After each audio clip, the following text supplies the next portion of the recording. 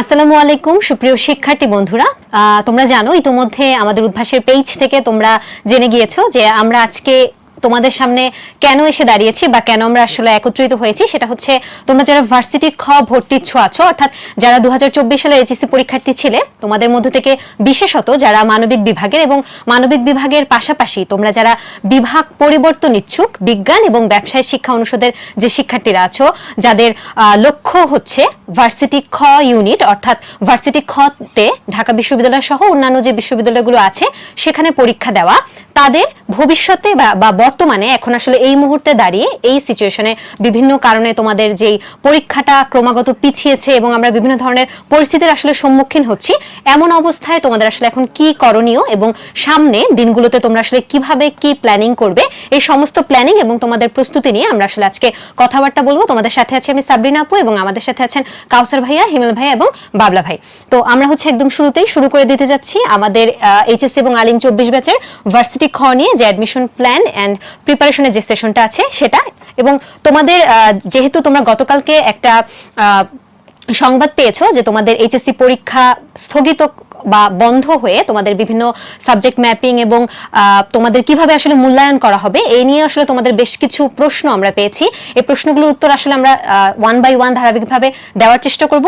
তো শুরুতেই তোমাদের যে কাঙ্ক্ষিত প্রশ্নটা, যে তোমাদের আসলে মূল্যায়নটা কিভাবে হবে, সাবজেক্ট ম্যাপিংটা কিভাবে হবে, তোমরা যারা এইচএসসি পরীক্ষা কয়েকটা পরীক্ষা দেওয়ার পরে তোমাদের যে এইচএসসি পরীক্ষাটা বন্ধ হয়ে গেল, এক্ষেত্রে তোমাদেরকে কি কি ধরনের সমস্যার সম্মুখীন হতে পারে সেই বিষয়গুলো নিয়ে আসলে আমরা কথা বলবো। তো শুরুতেই আমি হচ্ছে কাউসার ভাইকে অনুরোধ করবো যে ভাইয়া যদি এই বিষয়টা নিয়ে একটু কথা বলতেন। ধন্যবাদ সাবরিনা। আসসালামু আলাইকুম।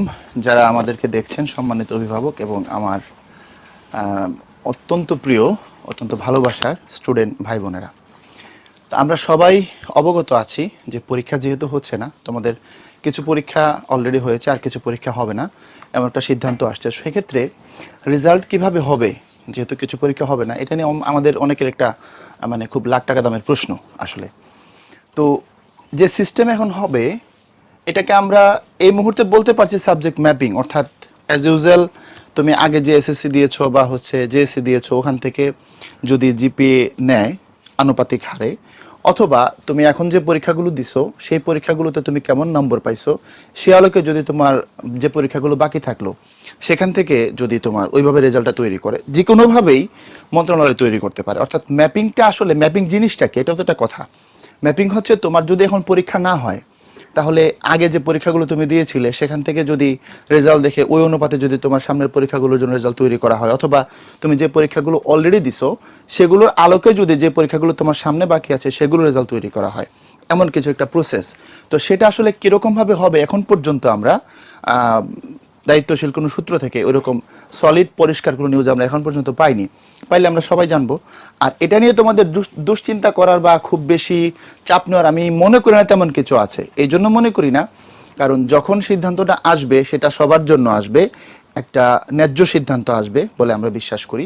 কারণ স্বচ্ছ মানে খুব প্রতিষ্ঠিত কথা এটা যে সবার জন্য যখন সিদ্ধান্তটা হবে, মানে সত্য কথা বলতে কি সূর্য যখন উঠবে সবার জন্যই তো উঠবে, তাই না? এই সিদ্ধান্তটা সবার জন্যই হবে। সো এটা নিয়ে তোমরা কোনো টেনশন করো না। তোমরা এখন ফোকাস করবে সামনে যেহেতু তোমাদের অ্যাডমিশন টেস্ট, সেই অ্যাডমিশন টেস্টে তোমরা কীভাবে নিজেদেরকে তৈরি করবে। এখন তুমি ধরে নাও যেহেতু পরীক্ষা হচ্ছে না, তুমি অ্যাডমিশন টেস্টের ক্যান্ডিডেট হিসেবে নিজেকে তুমি প্রস্তুত করতে চাচ্ছ। তো সেই হিসাবে আমরা সামনে তোমাদের জন্য কী কী আয়োজন রাখবো, কী কী কথা বলবো সেগুলো একটু দেখতে থাকো। আর উদ্ভাসন মেশের ইউনিক আয়োজন, তোমাদের জন্য গোছানো সার্ভিস, সেগুলো আমরা তোমাদের সাথে খুব সংক্ষেপে এখন আলোচনা করতে যাচ্ছি ইনশাল্লাহ। তো আমি আমন্ত্রণ জানাচ্ছি তোমাদের সাবরিনা আপুকে। আপু তোমাদের সাথে এই জিনিসগুলো ইনশাল্লাহ কথা বলবেন।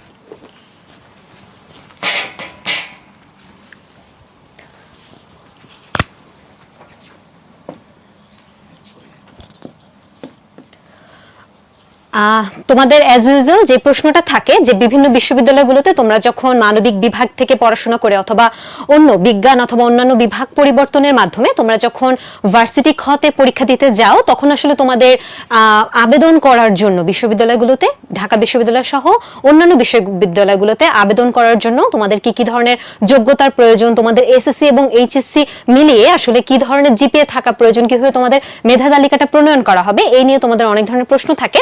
তো এখানে তোমাদের জন্য ডিটেইলসে ঢাকা বিশ্ববিদ্যালয়, জাহাঙ্গীরনগর, রাজশাহী, চট্টগ্রাম এবং জিএসটি গুচ্ছ যেটাকে আমরা বলছি সেই বিশ্ববিদ্যালয়ের একটা আবেদন যোগ্যতা এবং ফলাফল নির্ণয় পদ্ধতি দেওয়া আছে। তোমরা একটা স্ক্রিনশট নিয়ে সুযোগ সুবিধা মতো নিজের কাছে রেখে দিতে পারো, যেইভাবে তোমার আসলে সুবিধা হয় যখন যে ইউনিভার্সিটি তুমি জানতে চাচ্ছ সেটা তুমি কিন্তু জেনে নিতে পারবে। এখানে আসলে খুব বেশি কিছু বলার নাই। তোমাদের এইচএসসির মূল্যায়নটা বা তোমরা আসলে এইচএসসিতে রেজাল্ট কি করছো সেটা আসলে কিভাবে নির্ধারণ হবে, সাবজেক্ট ম্যাপিং, এবং এটার তো যেহেতু এখনো একটা ধোঁয়াশার মধ্যে আমরা আসলে আছি, তো এই জন্য আমরা যেটা বলবো যে যেই সিদ্ধান্তটা নেওয়া হোক না কেন অথরিটি থেকে, এটা কিন্তু তোমার একার জন্য না।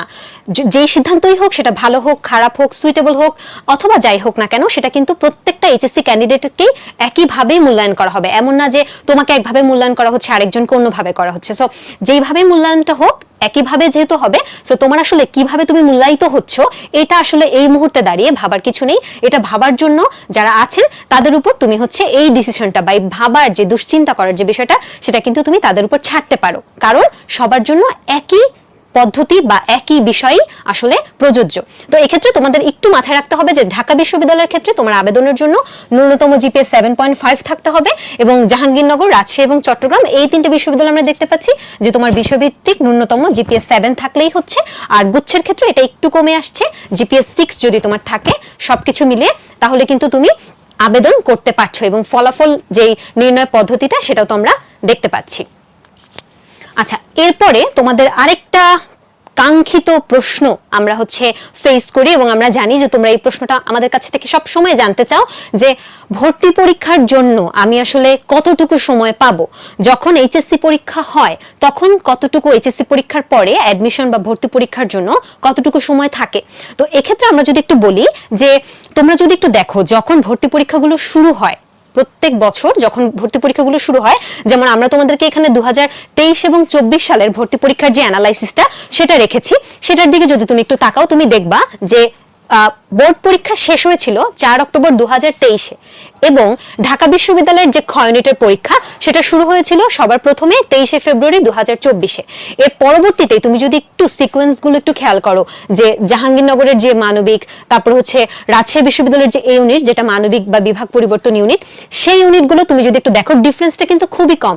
একটা 23 ফেব্রুয়ারি হচ্ছে, তারপরের ইউনিভার্সিটিটাতে ঠিক 2 দিন পরে হচ্ছে, কিংবা এরপর আরেকটা ইউনিভার্সিটিতে জাস্ট 2 দিন পরে হচ্ছে। তার মানে এই যে ভর্তি পরীক্ষার যে প্রসিডিউরটা আছে বিভিন্ন বিশ্ববিদ্যালয়ে, সেটা কিন্তু খুব দ্রুত সময়ের মধ্যে, অর্থাৎ একই সপ্তাহে দেখা যাবে তোমার শুক্রবার শনিবার 2 দিন 2 জায়গায় পরীক্ষা দিচ্ছ। অর্থাৎ এই বিশ্ববিদ্যালয়গুলো যখন ভর্তি পরীক্ষাটা শুরু করে তখন সবাই কিন্তু একই সাথে শুরু করে, এবং তুমি যদি লক্ষ্য করো ঢাকা বিশ্ববিদ্যালয়ের খ ইউনিটের ভর্তি পরীক্ষা এবং চট্টগ্রাম বিশ্ববিদ্যালয়ের ডি ইউনিটের পরীক্ষা একটা 23 ফেব্রুয়ারিতে শুরু হয়েছে আর একটা 16 মার্চে হয়েছে। এর মাঝখানে মাত্র 20-25 দিনের গ্যাপ। তার মানে তুমি 20-25 দিনের মধ্যে অলমোস্ট যে প্রধান বিশ্ববিদ্যালয়গুলো আছে সবগুলোতেই পরীক্ষা দিয়ে ফেলবে। তার মানে ভর্তি পরীক্ষা শুরু হয়ে যাওয়ার পরে আসলে কিন্তু তোমার হাতে ওইভাবে প্রিপারেশন নেওয়ার মতো কোনো সময় থাকছে না। অর্থাৎ আমরা তোমাকে আসলে এখানে খুব নার্ভাস করতে চাচ্ছি বা ভয় দেখাতে চাচ্ছি, ব্যাপারটা এমন না। আমি তোমাকে একটু সতর্ক করতে চাচ্ছি এটাই, যে তুমি যদি ভাবো যে আমার ভর্তি পরীক্ষার এখন অনেক সময় আছে, আমি কোন একটা ইউনিভার্সিটিতে দেওয়ার পরে আরেকটা ইউনিভার্সিটি নিয়ে ভাববো, সেই সুযোগটা কিন্তু তুমি আসলে পাবে না। এখানে যদি একটু খেয়াল করো, গড়ে আমরা হচ্ছে এইচএসসি পরীক্ষার পরে 4 মাসের মতো, 4 থেকে 5 মাস ওভারঅল একটা টাইম ডিউরেশন আমরা হচ্ছে পাচ্ছি। গুচ্ছের ক্ষেত্রে কিছুটা বেশি পেয়েছি 7 মাস, কিন্তু আমাদের প্রথম টার্গেট যদি আমরা চিন্তা করি ঢাকা বিশ্ববিদ্যালয়, তাহলে সেক্ষেত্রে কিন্তু আমাদের সময়টা খুবই কম থাকছে, এবং ভর্তি পরীক্ষা একবার শুরু হয়ে যাওয়ার পরে তুমি আসলে এত ব্যস্ত হয়ে পড়বা যে তোমার আসলে তখন নতুন করে প্রস্তুতি নেওয়ার জন্য খুব একটা সময় তুমি পাবা না, কারণ একবার যখন পরীক্ষা শুরু হয়ে যায়। আর টাইম ডিউরেশনটা আমরা এটাই ধরে রাখতে পারি, 4 মাসের মতো একটা সময় তুমি পাবা, প্লাস মাইনাস অন এভারেজ। এর থেকে যদি তুমি বেশি পাও কোনো প্রাকৃতিক কারণে বা কোনো ধরনের সমস্যার কারণে, সেটা তোমার প্লাস পয়েন্ট, কিন্তু তুমি কখনোই এটা ভেবে রাখবা না যে আমি অনেক বেশি একটা সময় পাবো, অনেক বেশি সময় তুমি পাবা, এটা আশা করার কোনো কারণ নেই। কারণ এই বিশ্ববিদ্যালয়গুলো, এই অ্যাডমিশন টেস্টগুলো কিন্তু নিতে হবে টুডে অর টুমোরো। সো আমরা ধরে রাখবো প্রথমে যে এরকম একটা টাইম ডিউরেশন আমরা পাবো, এরপরে যদি আমরা সময় বেশি পাই তাহলে সেক্ষেত্রে আমি রিভাইজ দিব, বেশি বেশি এক্সাম দিব, আমার প্রস্তুতিটাকে আরো ভালো করার চেষ্টা করব। সো এরকম একটা টাইম ডিউরেশন আসলে আমরা ধরে রাখার চেষ্টা করব। এবং তোমাদের মধ্যে একটা, বিশেষ করে যখন আমরা এখানে দাঁড়িয়েছি আসলে তোমাদেরকে বি ইউনিট বা মানবিক ইউনিটের কথা বলার জন্য। সেক্ষেত্রে মানবিকের স্টুডেন্টদের বাহিরেও যারা বিভাগ পরিবর্তন করে এই খ ইউনিটে পরীক্ষা দেয়, যেমন বিজ্ঞান বা হচ্ছে ব্যবসায় শিক্ষা অনুষদের অর্থাৎ ক এবং গ ইউনিটের যে শিক্ষার্থীরা, তাদের মধ্যে একটা এরকম মনোভাব দেখা যায় যে প্রথমে আমি ক ইউনিটের জন্য প্রিপারেশন নিব, ক ইউনিটের এক্সাম দেওয়ার এক সপ্তাহ পরে যদি বি ইউনিট হয়, আমি আগে শুনে আসছি আমার বড় ভাই বোনের কাছ থেকে যে ক এর এক সপ্তাহ পরে খ হয়, তো আমি এই এক সপ্তাহের মধ্যে খ এর প্রিপারেশন নিব। এরকম একটা অনেক সময় আমাদের মেন্টালিটি সেট হয়ে থাকে। তো তোমাদের জন্য এই ব্যাপারটা একটু দুশ্চিন্তাজনক, এই কারণে যে গত বছর যদি তুমি খেয়াল করো, গত বছর কিন্তু প্রথম পরীক্ষাটা শুরুই হয়েছিল বি ইউনিট দিয়ে। অর্থাৎ তোমরা যারা মানবিকের শিক্ষার্থীরা তো একদম ডেডিকেটেডলি তোমরা বিএর প্রিপারেশনই নিবে, এর পাশাপাশি যারা বিভাগ পরিবর্তন করে বিএর প্রিপারেশন নিচ্ছ তারা একটু সতর্ক থাকবে এই ব্যাপারটায়, যে তুমি এরকম যাতে না ভাবো যে আমি একটা ইউনিটের প্রিপারেশন শেষ করে আরেকটা ইউনিটের প্রিপারেশন নিব, এটা কিন্তু ভাবা যাবে না। এবং সেই সাথে আরেকটা বিষয় যদি একটু বলি, যে তোমাদের মনে হতে পারে যে আমার এখানে আসলে আমার কম্পিটিশনটা অনেক বেশি, আমাকে সায়েন্স কমার্স আর্টস সবার মধ্যে একটা কম্পিটিশন হবে, এরকম যদি চিন্তা ভাবনা থেকে থাকে, সেক্ষেত্রে তোমাদেরকে মনে রাখতে হবে যে সিটগুলো কিন্তু গ্রুপ ওয়াইজ, অর্থাৎ তোমার কম্পিটিশন কিন্তু মানবিকের স্টুডেন্টদের সাথে, সায়েন্সদের কম্পিটিশন কিন্তু সায়েন্সদের স্টুডেন্টদের সাথে, কমার্সদেরটা কিন্তু কমার্সদের বা বাণিজ্যের স্টুডেন্টদের সাথেই। সো গ্রুপ ওয়াইজ সিট থাকার কারণে তোমার কিন্তু আসলে এখানে খুব বেশি ভয়ের কারণটা নাই।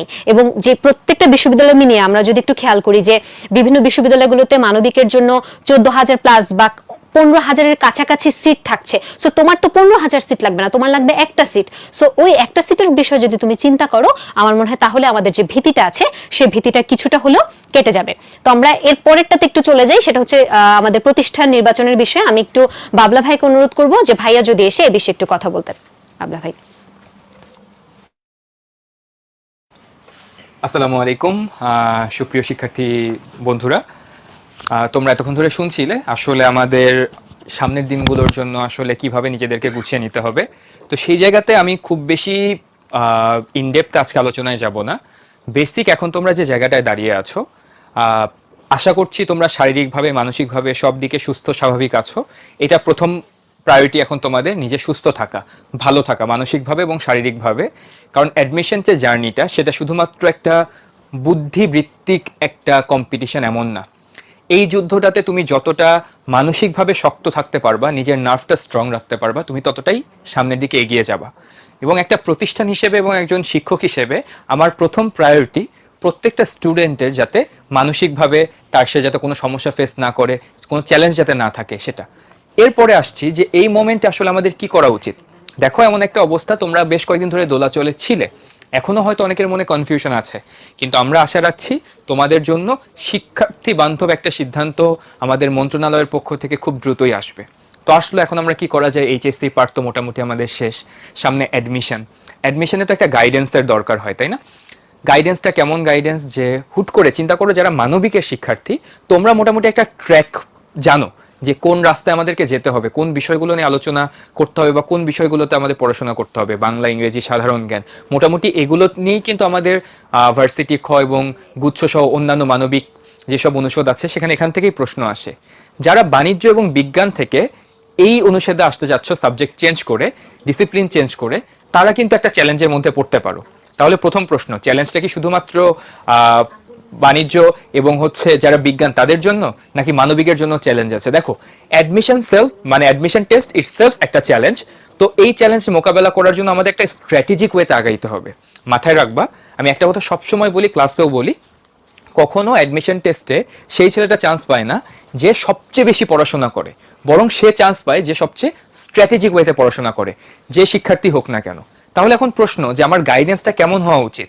দেখো, প্রথম কথা, তুমি যে মেন্টরের কাছে, ধরো অনেকে ইন্ডিভিজুয়াল গাইডেন্স চাবা, যে না আমি কোনো কোচিং করতে চাই না, আমি হচ্ছে কোনো একটা ভাইয়ার কাছে পড়তে চাই, কোনো একটা আপুর কাছে পড়তে চাই। আবার অনেকের মনে হয় যে না আমি আসলে কোচিংয়ে পড়বো, বা অনেকের মনে হয় আমি একটা অনলাইনে কোর্স করবো, বা অনেকের মনে হয় না আমি শুধু বই পুস্তক ঘেটে নিজে নিজে পড়াশোনা করবো। তাহলে তোমার হাতে কয়টা অপশন আছে? 4টা অপশন আছে।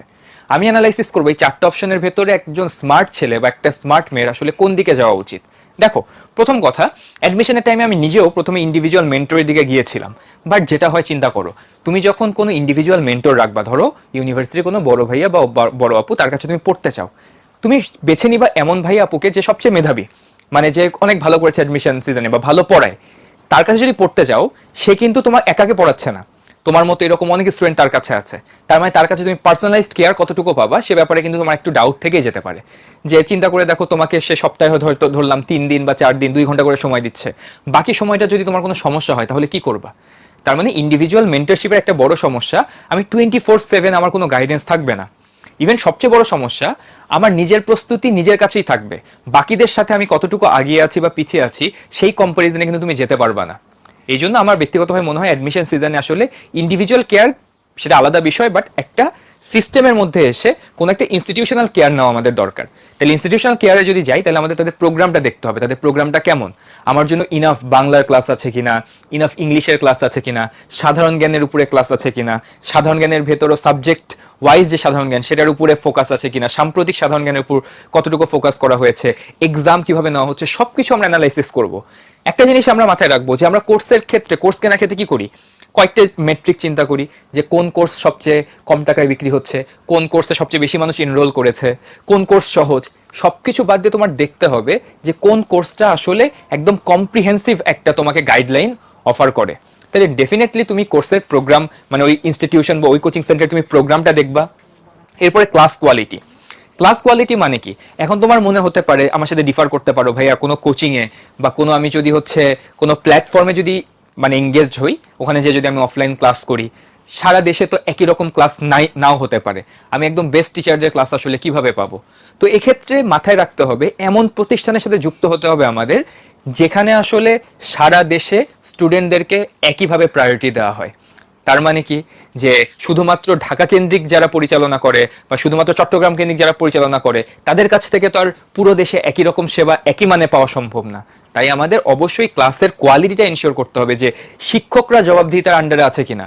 মাথায় রাখতে হবে আমরা স্টুডেন্টরা যেমন হচ্ছে প্রতিনিয়ত অ্যাকাউন্টেবিলিটির মধ্যে থাকি, যে আমি কতটুকু পড়েছি, আমার মানে আমি পরীক্ষায় কত নাম্বার পাচ্ছি, এমন প্ল্যাটফর্ম বেছে নিতে হবে যাদের টিচাররাও আসলে সেম পরিমাণ অ্যাকাউন্টেবিলিটির আন্ডারে থাকে, যে আমি কতটুকু ভালো পড়িয়েছি, আমার পড়ানোর মান ড্রপ করেছে কিনা। এই জিনিসগুলো কিন্তু আমাদের অ্যানালাইসিস করতে হবে। কিভাবে অ্যানালাইসিস করব সেটাও তোমাদেরকে আমি আজকে আমরা এই লাইভে আলোচনা করব, কারণ তোমার একার পক্ষে তো সবকিছু হয়তো বের করা সম্ভব হবে না, বাট আমরা তোমাদের দিক নির্দেশনা দিব। তারপরে দেখো পরীক্ষা পদ্ধতি, শুধুমাত্র ভালো পড়াশোনা করলেও হয় না, দেখতে হবে যেখানে যেখানে আমার মানে পড়ার ইচ্ছা আছে সেখানে আসলে কেমন পরীক্ষা হয় সেই স্ট্যান্ডার্ডে নিজেকে ঝালিয়ে নেওয়া। সো পরীক্ষা পদ্ধতি কেমন, এটাকে পুরা বাংলাদেশের স্টুডেন্টকে রিপ্রেজেন্ট করে এমন পরীক্ষা পদ্ধতি কোথাও আছে কিনা, এমন কোনো পরীক্ষা হয় কিনা যেখানে আমি সেন্ট্রালি আমার মেরিটটা যাচাই করতে পারবো, যে আমার জেলার মধ্যে আমার অবস্থান কত সেটা জেনেও লাভ নাই, বিভাগের মধ্যে আমার অবস্থান কত কি লাভ, এটা জেনে জানতে হবে পুরো দেশের মধ্যে তোমার অবস্থান কোথায়। তাহলে না বুঝতে পারবা যে প্রথম পরীক্ষায় বাংলাদেশে আমার অবস্থান 5000তম, তার মানে আমাকে দিয়ে কি ঢাকা ভার্সিটি খাওয়া নিতে হবে না, আমার আরো ভালো মতো পড়তে হবে। যেদিন তুমি মনে করবা যে না পুরো বাংলাদেশের সেন্ট্রাল মেরিটে আমি 20তম হয়েছি বা 30তম হয়েছি, চিন্তা করো তোমার কনফিডেন্সটা কিন্তু বেড়ে যাবে। সো এমন পরীক্ষা পদ্ধতি তোমাকে বেছে নেওয়া উচিত যে পরীক্ষা পদ্ধতিতে তোমার সেন্ট্রালি মেরিটটাকে অ্যাসেস করা হয়। তারপর আসতেছে স্টাডি ম্যাটেরিয়ালস। স্টাডি ম্যাটেরিয়ালস অবশ্যই বই যাচাই করে দেখতে হবে।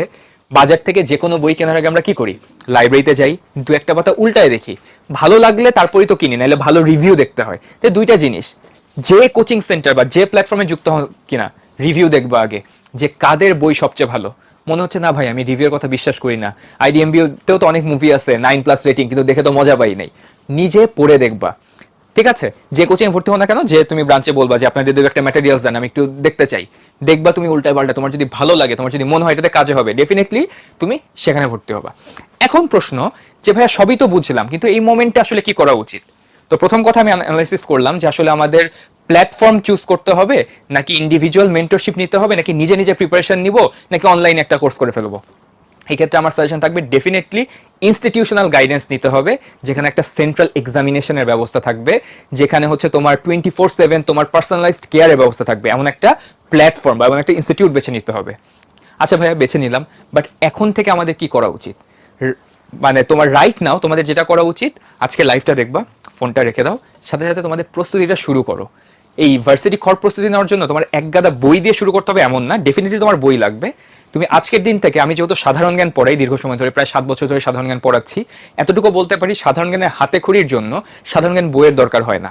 বাসার নিউজ পেপার, তোমার প্রত্যেকটা বই, সাধারণ জ্ঞান নামটা কেন, এই সাধারণ মানে অর্ডিনারি বোঝায় না, এই সাধারণ মানে বোঝায় জেনারেল, যেখানে সবকিছু থাকে, তুমি চারদিকে যা দেখতেছো সবকিছুই সাধারণ জ্ঞান।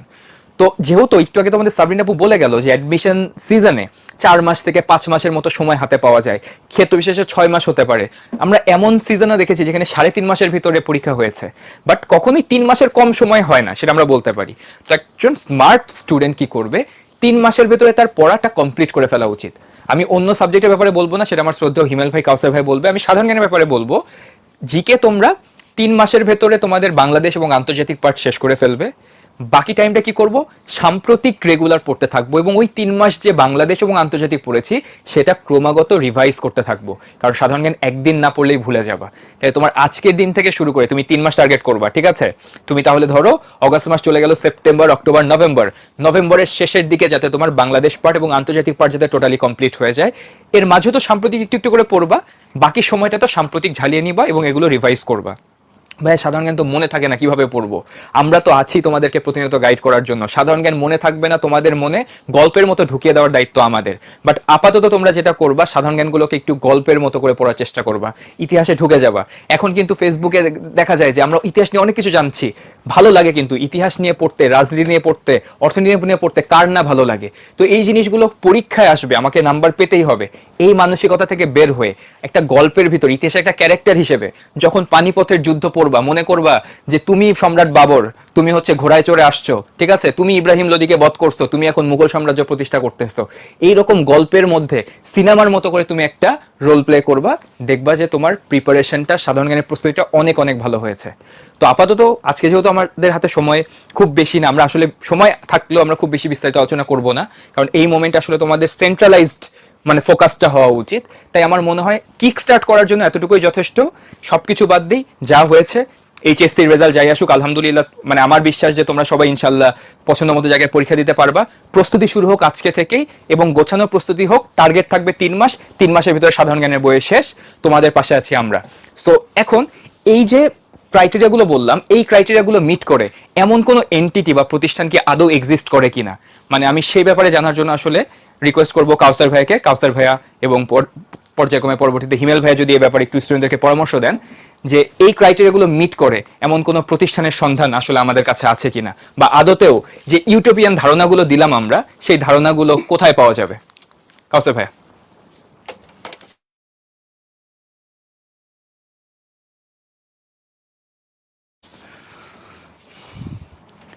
এক ভাই আরেক ভাইয়ের কাছে একটা চিঠি লিখছে। আমি চিঠিটা পরে এখন তোমাদের শোনাই, তারপরে এই চিঠিটার বিষয়বস্তু কি সেটা আমি তোমাদের কাছ থেকে জানবো। আমি একটু দেখতে চাই সবার আগে কে আমাকে এখানে উত্তর দিবা। তোমাদের বাবলা ভাইয়ার আলোচনা শুনছিলাম, গুরুত্বপূর্ণ দিক নির্দেশনা। তো চিঠিটা আমি শোনাবো তোমাদেরকে। চিঠিটা আগে শোনো, তারপরে এখানে বলো যে আসলে চিঠিটা কি বিষয় এবং কে লিখছে। তো লিখছে, প্রিয় সুহাস, আদর নিবি, তুই আমাদের অজপাড়া গায়ের আশা ভরসা। রাম ছাগলদের অনাচার, কুকথা এবং আর চোখে তাকানোকে পাত্তা দিবি না। তোর জন্যে আবডালের 49টি পাতিলেবু এবং কদবেল পাঠালাম। অচেনা জায়গায় মন আনচান করলে খাবি, ইতি অঘারাম। এই হলো চিঠিটা। আমি তোমাদের আরেকবার শোনাই দিচ্ছি। প্রিয় সুহাস, আদর নিবি, তুই আমাদের অজপাড়া গায়ের আশা ভরসা। রাম ছাগলদের অনাচার, কুকথা এবং আর চোখে তাকানোকে পাত্তা দিবি না। তোর জন্য আবডালের 49টি পাতিলেবু এবং কদবেল পাঠালাম। অচেনা জায়গায় মন আনচান করলে খাবি, ইতি অঘারাম। তো বলো তো আসলে চিঠিটা কে লিখছে, কি শিখাইছে বলো তো, এখানে কি ছিল? তোমরা যারা শুনছো এতক্ষণ ধরে, দেখি তো সবার আগে আমাকে কে বলতে পারো। এবং আমি তোমাদের সাথে, কাউসার ভাইয়া, তোমাদের সাথে বাংলা নিয়ে কথা বলবো, আমাদের অফলাইন এবং অনলাইন সার্ভিস নিয়ে কথা বলবো, এবং তোমাদের সাথে আরেকজন ভাইয়া আসবেন, তোমাদের অত্যন্ত শ্রদ্ধা হিমেল ভাইয়া। ভাইয়া যদি একটু আসতেন। আচ্ছা, তোমরা অলরেডি এখানে উত্তর দিয়েছো। উপসর্গ, ভেরি গুড। ঝুমা বলেছ উপসর্গ, ইয়েস। ইসরাত জাহান, ধন্যবাদ, তোমরা আসলে খুবই স্মার্ট, থ্যাংক ইউ এভরিওয়ান। এগুলো সবগুলোই হচ্ছে বাংলা উপসর্গ, এবং এখানে 4টা উপসর্গ আছে যেগুলো হচ্ছে তোমার বাংলাতেও পাবো আমরা, সংস্কৃতেও পাবো। তো বাংলা আসলে কিভাবে পড়লে তুমি খুব কম সময়ে একটা চমৎকার প্রিপারেশন নিতে পারবা, সেটা নিয়ে আমরা আলোচনা করব। তার আগে একটু হিমেল ভাইয়ের কাছ থেকে আমরা ইংরেজি বিষয়ে শুনতে চাই। ওকে, থ্যাংক ইউ কাউসার ভাইকে। আসলে ইংরেজি শর্ট সিলেবাস ছিল, জানো। তুমি যদি এই মুহূর্তে প্রিপারেশন নিতে চাও, 2 ওয়েতে অ্যাপ্রোচ করতে পারো। সেটা হচ্ছে একটা হচ্ছে পেপার 1, একটা হচ্ছে পেপার 2। সো পেপার 1-এ তুমি জানো বি ইউনিটে আমাদের কি আসে, ম্যাক্সিমাম ক্ষেত্রে টেক্সট রিলেটেড গ্রামার আসে, টেক্সট রিলেটেড রিটেন আসে। সো যেহেতু এই বইটা তোমাদের কাছে আছে, তাহলে পেপার 1টা এখন খুব ভালো করে পড়ে ফেলো, যেহেতু এটা শর্ট সিলেবাসে তোমাদের ছিল।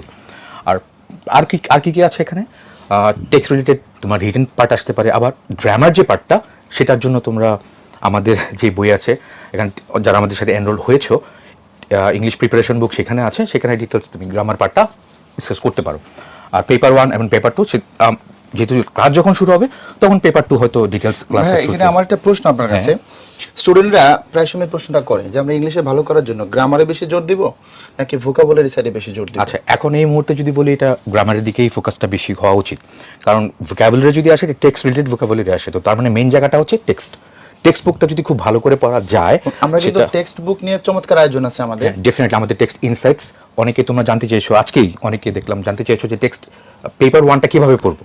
সো এটা কিছু স্যাম্পল আমাদের গ্রুপে দেওয়া আছে, তুমি চাইলে এসে দেখতে পারো। সেখানে আমরা প্রত্যেকটা ইউনিটের প্রত্যেকটা লাইন, ইচ অ্যান্ড এভরি লাইনে যে ওয়ার্ডসগুলো আছে, কোনটা কোন পার্টস অফ স্পিচ, সেখানে ডেরিভেটিভস মানে এটা কোন পার্টস অফ স্পিচে তুমি কনভার্ট করতে পারো। তো সেখানে তারপর এটার ভোকাবুলারি, সিনোনিমস এবং অ্যান্টোনিমস সবগুলো ইন ডেপথে ডিটেলস এখানে ডিসকাস করে দেওয়া আছে। So overall top to bottom সব কিছু এখানে, এই বই টেক্সট ইনসাইটস যে বইটা আছে, সেখানে তুমি খুব ইজিলি গুছানোভাবে তুমি এটা পড়তে পারো আর কি। ওকে, ভাই আমি একটু আমার অভিজ্ঞতা শেয়ার করি। আমি তো তোমাদের বাংলা পড়াবো ইনশাল্লাহ। ইংরেজি বই যখন আমি দেখলাম, আমাদের বই যখন হাতে আসলো, ইংরেজি বই দেখার পর আমি বলতেছিলাম যে এই বই যদি কারো ভালো না লাগে, এটা হবে দুঃখজনক। মানে এই বইটা পড়ার পরেও কেউ যদি বলে বইটা তার ভালো লাগে নাই, এটা হলো জ্বরের রোগীকে রসগোল্লা খাওয়ানোর মতো হইতে পারে আর কি। 10টা রসগোল্লার হবে না, জ্বরের রোগের মুখের হবে। এত চমৎকার বই আমার কাছে মনে হয়েছে। তো তোমরা একটু দেখতে পারো চাইলে বইটা। তোমাদের বাবলা ভাই যেটা বলে গেল, যেখানে তোমার কাছাকাছি ব্রাঞ্চ আছে ওখানে গিয়ে আমাদের ম্যাটেরিয়ালস হাতে নাও। কথা এমনিতেই বিশ্বাস করার দরকার নেই, বইগুলোকে দেখো, ঘাটো, তারপরে তুমি তোমার সিদ্ধান্ত নাও। আচ্ছা ভাই, সার্ভিস নিয়ে যদি কিছু কথা বলে। সার্ভিস নিয়ে বলবো, আর তার আগে বাংলা নিয়ে যদি ভাই তাদেরকে একটু একটা মিনিট শেয়ার করি। প্লিজ, বাংলা তুমি খুব কম সময়ে কিভাবে প্রিপারেশন নিবে। আমি যদি ঢাকা বিশ্ববিদ্যালয় ধরে যদি বলি, যেহেতু এটা মাদার প্রিপারেশন, 15টা এমসিকিউ আসে আর হচ্ছে 20 নম্বরের রিটেন থাকে। রিটেনগুলো সহজ কথায় তোমার আওতার বাইরে থেকে প্রশ্ন হয় না, তোমার আওতার ভিতর থেকে প্রশ্ন হয়। প্রথম পত্র থেকে তো হয়, দেখতেই পাচ্ছ, দ্বিতীয় পত্র থেকেও হয়। যে টপিকের উপরে প্রশ্ন হয় ওখানে মূলত দেখা হয় তুমি বানান ঠিক মতো লিখতে পারো কিনা, তোমার সেন্টেন্স মেকিংটা আসলে কেমন, এরপরে তুমি হচ্ছে জ্যোতিচিহ্নের সঠিক ব্যবহার করো কিনা, তোমার উপস্থাপন কৌশলটা কেমন, এগুলো মূলত যাচাই করা হয় রিটেনের ক্ষেত্রে। আর এমসিকিউর যে 15টা প্রশ্ন এখানে হয়, ওখানে খেয়াল করে দেখবা 3 থেকে 4টা প্রশ্ন হয় প্রথম পত্র থেকে, আর বাকি মোটামুটি 11-12টা প্রশ্ন, 10-11টা প্রশ্ন হয় দ্বিতীয় পত্র থেকে। তো প্রথম পত্র থেকে তুমি যদি টপিকগুলোকে প্রত্যেকটা একটু খুঁটিয়ে পড়ো, সবগুলোর প্রশ্নই তুমি পারবা। আমরা একটা ভুল করি, যেখানে কম প্রশ্ন আসে এই জন্য আমরা প্রথম পত্র খুব একটা জোর দিই না, অথচ তোমার সবটা নম্বর এখান থেকে পাওয়ার মতো সুযোগ আছে প্রথম পত্র থেকে যতগুলো প্রশ্ন আসে। এবার আসো দ্বিতীয় পত্র। আমরা খুব কনসার্ন হই, ভাই এখানে খুব কঠিন জিনিস, সমাস, কারক, প্রকৃতি প্রত্যয়, আমাদের মনে হয় খুব খুব কষ্ট হবে। কিন্তু তুমি দেখো গত বছর সমাজ থেকে প্রশ্নই আসে নাই। এর মানে তুমি কি সমাজ বাদ দিয়ে পড়বে না? তুমি বাদ দিয়ে পড়বে না, তুমি একটু কৌশলী হও। আমি তোমাকে দেখাই, দেখো ধ্বনীয় বর্ণ যে ইয়েটা আছে, টপিকটা আছে, সবসময় এখান থেকে প্রশ্ন আসতেছে, একটা অথবা দুইটা। ধ্বনির পরিবর্তন থেকে প্রশ্ন আসতেছে, খেয়াল করে দেখো। তো ধ্বনি আর ধ্বনির পরিবর্তন মিলে তুমি 2টা প্রশ্ন পাচ্ছ। এই 2টা টপিক পড়তে তোমার সময় লাগবে সর্বোচ্চ 2 থেকে 2.5 ঘন্টা। আচ্ছা, যে টপিককে তোমরা খুব সহজ মনে করো এবং ধরো না, ওখান থেকে 3টা প্রশ্ন হয়। সমার্থক শব্দ, বিপরীত শব্দ, বাগধারা, এক কথায় প্রকাশ, মিনিমাম 3টা কোশ্চেন হয়। তুমি বিগত বছরের প্রশ্নগুলো ঘাটো, কম বেশি তুমি এখান থেকে যে টপিকগুলো বললাম, তুমি এখান থেকে 5 থেকে 6টা প্রশ্ন এখান থেকে পেয়ে যাবা। তারপরে দেখো অভিধানের যে বর্ণানুক্রম কমন আসতেছে, কিন্তু আমরা এটা পড়তে চাই না। আমরা মনে করি গ্রামার মনে হয় অনেক কঠিন, অনেক বোরিং জিনিস। না, তুমি একটু ট্রিকি হও, তুমি একটু স্মার্ট হও, খুব কম সময়ে ভালো প্রিপারেশন নিতে পারবা। আর বাকিটার জন্য তো আমরা থাকবো ইনশাআল্লাহ। তো এটা নিয়ে যদি কথা বলি, আমাদের ভার্সিটি কোর্স সার্ভিসের মধ্যে তোমরা অফলাইন সার্ভিসও পাবে, অনলাইন সার্ভিসও পাবে। তো অফলাইন সার্ভিসের মধ্যে তোমরা পাবে হচ্ছে অফলাইন ক্লাস, প্রতিটা ক্লাসের ডিউরেশন হবে 2 ঘন্টা মিনিমাম। আর প্রয়োজনের ক্ষেত্রে টপিকের ক্যালিবার বিবেচনা আমরা কখনো কখনো দরকার পড়লে ক্লাস আরও লম্বা করি। এরপরে হচ্ছে অফলাইন এক্সাম তোমরা পাবে, সহজ কথা, ব্রাঞ্চে গিয়ে পরীক্ষা দেবে। এরপরে পাবো হচ্ছে প্রিন্টেড ম্যাটেরিয়ালস, যেটার কথা আমরা তোমাদের বলছিলাম, অর্থাৎ প্রিপারেশন বুক, তারপরে হচ্ছে তোমার মডেল টেস্ট বুক, এরকম করে তোমরা প্রিন্টেড ম্যাটেরিয়ালস পাবে। আমরা যতগুলো ম্যাটেরিয়ালসের কথা তোমাদেরকে প্রতিশ্রুতি দিয়েছি ইনশাল্লাহ। এরপরে অনলাইন সার্ভিস নিয়ে আমরা শুনবো হিমেল ভাই। আচ্ছা, অনলাইন সার্ভিস যদি দেখি আমরা, এখানে প্রশ্ন ব্যাংক মাস্টার ক্লাস কুইজ, প্রশ্ন ব্যাংক মাস্টার ক্লাস যেটা, এটা প্রি রেকর্ডেড।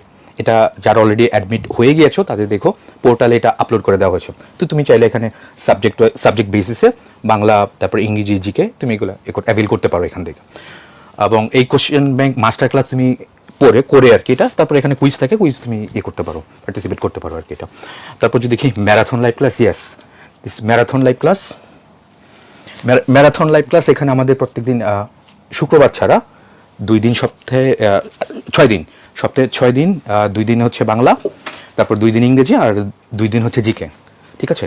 এই সপ্তাহে 6 দিন ক্লাস থাকবে, ম্যারাথন লাইভ ক্লাস রাত 8টা থেকে 11টা এরকম। অনলাইন লাইভ এক্সাম এটাও থাকছে।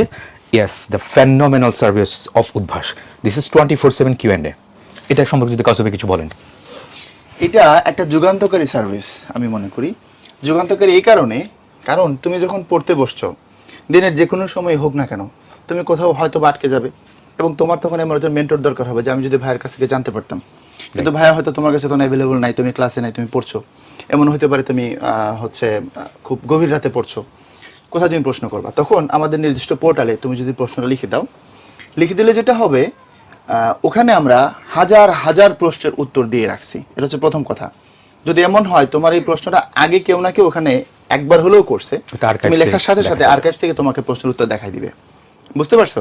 আবার যদি এমন হয় যে না, এই প্রশ্ন আগে কেউ করে নাই, তুমি হচ্ছে প্রথম ব্যক্তি, অতি দ্রুত সময়ের মধ্যে আমাদের বিশাল টিম আছে একটা অনলাইনে তোমাকে এই প্রশ্নের উত্তর দেওয়ার জন্য, তুমি কিন্তু সেখান থেকে উত্তরটা পেয়ে যাবে। আর তাছাড়া তোমার যে যাচাই পদ্ধতি, আমরা প্রতিদিন তোমাদের জন্য MCQ রিটেনের পরীক্ষা থাকবে, তুমি দিতে পারবে ইনশাল্লাহ। সুতরাং এগুলো নিয়ে তোমাদের আশা করি না অত বেশি টেনশন নিতে হবে, কারণ তোমার পাশে উদ্ভাসন মেশ অফলাইনে অনলাইনে চতুর্মুখীভাবে সমস্ত দিক থেকে তোমাকে ইনশাল্লাহ যেভাবে রেডি করা যায় সেই চেষ্টা আমরা করে যাবো ইনশাল্লাহ।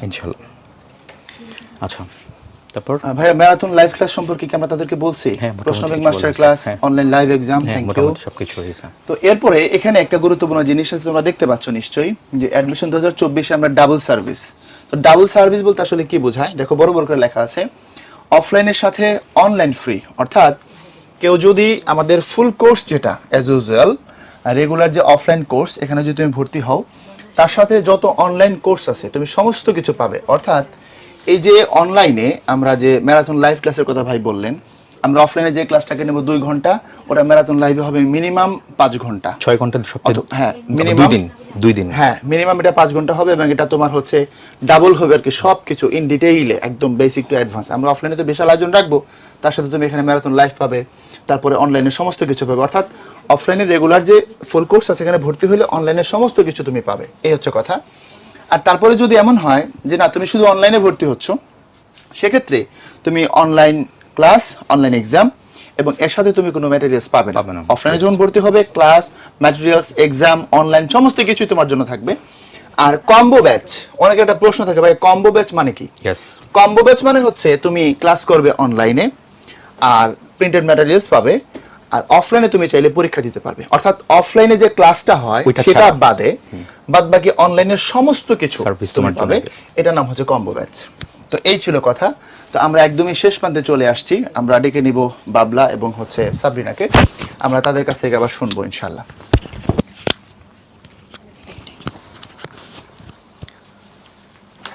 শিক্ষার্থী বন্ধুরা, তোমরা একটা প্রশ্ন অনেকেই অনেকক্ষণ ধরে করছো যে ভাইয়া সব কথা বলছিলাম, কিন্তু আসলে আমাদের ক্লাস কবে শুরু হবে বা অ্যাডমিশন প্রোগ্রামটা কবে শুরু হবে? দেখো, তোমাদের ভর্তি যুদ্ধ কিন্তু ইতিমধ্যে শুরু হয়ে গিয়েছে। আমাদের আসলে HSC পরীক্ষা যেদিন থেকে তোমার শুরু, এটাও একটা অ্যাডমিশনেরই পার্ট তোমার। তবে যাই হোক, আমরা অতি দ্রুত আমাদের ক্লাস এবং পূর্ণাঙ্গ অ্যাডমিশন প্রোগ্রাম শুরু করব। বাট আমার নতুন করে বলার কিছু নাই, আজকে এই লাইভটা শুরু করতেও আমাদের টিচারদের এবং আমাদের ম্যানেজমেন্টের অনেক কষ্ট হচ্ছিল, কারণ আমরা পুরা বাংলাদেশের রিপ্রেজেন্টেশন হয়তো আজকে এই ক্লাসে পাইনি। আমাদের 64 জেলার ভেতরে অনেকগুলো জেলা, তারা ইন্টারনেট তো পরের কথা, নিজের জীবন, নিজের জানমাল সব কিছু নিয়ে তারা লড়াই করছে। গতকাল পর্যন্ত শুধুমাত্র নোয়াখালী, ফেনী, কিছু জায়গা লিমিটেড ছিল। আজকে আমরা দেখলাম যে এটা রাঙামাটি সহ দেশের উত্তরবঙ্গেও সংকট দেখা দিয়েছে এবং বিভিন্ন প্রান্তে। আমার থেকে ভালো আরো তোমরা বলতে পারবা যে তোমাদের আসলে অবস্থাগুলো কি। আমরা এখানে দাঁড়িয়ে তোমাদের জন্য দোয়া করা, পুরো দেশবাসীর জন্য দোয়া করা ছাড়া এই মুহূর্তে আসলে কিছু করতে পারছি না। বাট এতটুকু করতে পারি, নিশ্চয়ই আমাদের ম্যানেজমেন্ট থেকে আরও ভালো কোনো সিদ্ধান্ত আসবে। কিন্তু আমরা ব্যক্তিগতভাবে আমাদের যারা শিক্ষার্থী আছো বা সামনে দিনগুলোতে আসবে। তোমরা যদি ব্যক্তিগতভাবে তোমার পরিবার বা তোমাদের যদি কোনো সমস্যা হয় আমাদেরকে কমেন্টে জানাতে পারো বা রিচ আউট করতে পারো, আমরা ব্যক্তিগতভাবে ডেফিনেটলি আমাদের সাহায্যের হাত বাড়িয়ে দিব। সবসময় আমরা আসলে এগুলো অ্যানাউন্স না করে খুব সাইলেন্টলি করার চেষ্টা করি, কিন্তু এটা আসলে দেশের জাতীয় দুর্যোগ।